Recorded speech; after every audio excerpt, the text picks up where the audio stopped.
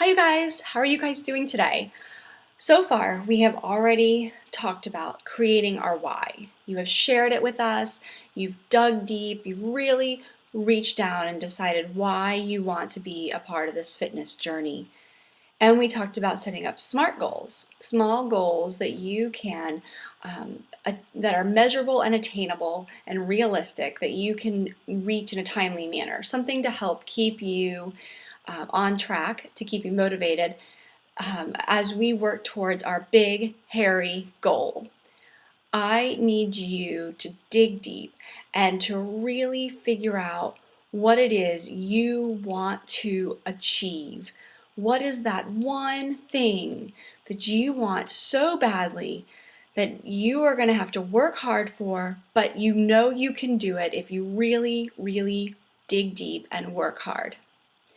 Right now, I want you to say to yourself, it will be so amazing when I accomplish blank. It'll be so amazing when I cross the finish line for my first 5K. It'll be so amazing when I finish my first triathlon. It will be so amazing when I can wear a size 6. It will be so amazing when I have enough energy to keep up with my children while they're outside playing. Whatever your big, hairy goal is, I want you to think about that. I want you to dig really deep and come up with something that isn't something easy that you can accomplish tomorrow. It has to be something you have to work towards. We will come up with a plan. We'll sit down and we'll talk about it. Share your goal with me, share your goal with the team. Let us know what it is you want to accomplish, and we will come up with a way to accomplish it. So I'm going to tell you a little story.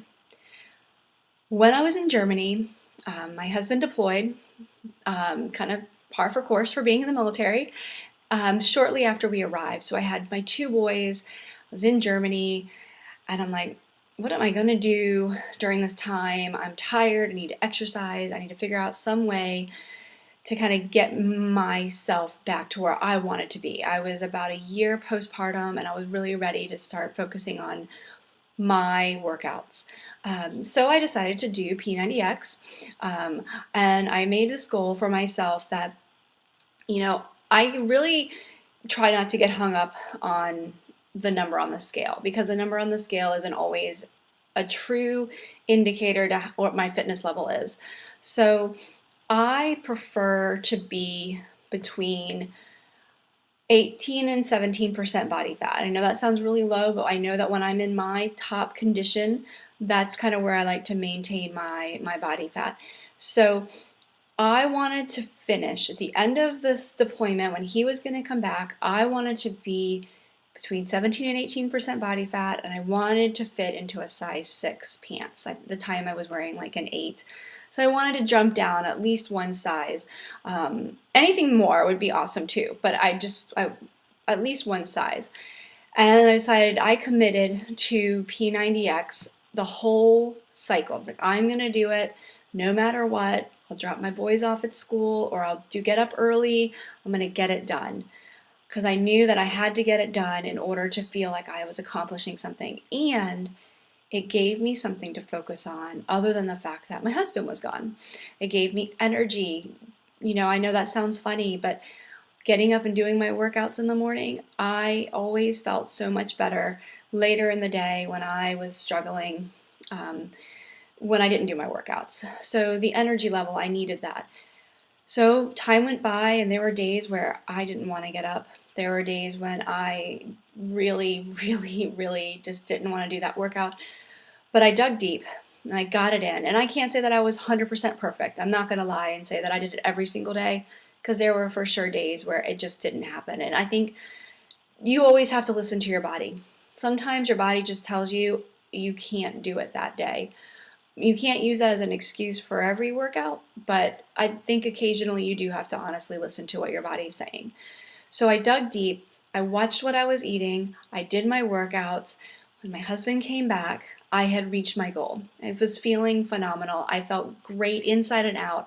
Like I said with my why, I want to feel good in my own skin because it helps my relationship, it helps my husband's relationship with me. I feel better with my kids. I just wanted to feel energized and strong and good in my own skin. So I accomplished it. So I'm like, now what?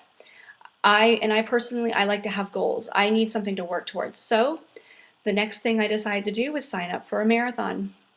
I wanted to run one overseas, and I signed up for the Rome Marathon. And I trained all winter long in the snow for the Rome Marathon, and I had the strength and the conditioning to be able to do well and to feel good. And I kind of used it as like a platform marathon. It was like my first race of the year. I used it as a springboard into some other goals. So once I finished Rome, I set another goal for myself. I knew in a few months there was a half marathon that was going to be coming up that was local, relatively flat, and I wanted to run a time comparable or faster to what I ran in college for my personal record when I was a college athlete. And that would mean that I would have to run 7 to 7:30 miles for the whole race. And I set that goal.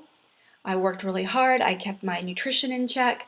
I got my long runs in. I did what I needed to do to reach that big, hairy goal. And when I did it, I was so happy. You know, it's one of those things that once you set a goal for yourself and once you stick to it, you are on this, like, it's like momentum. It just snowball effect. It just keeps going. You're like, I set that goal and I did it. What's the next thing I can attain? What's the next goal I can set?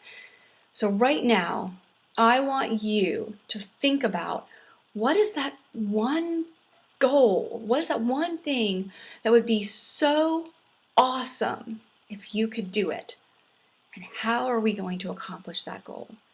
So tell us what your one big, hairy goal is. I am excited to hear it. I can't wait.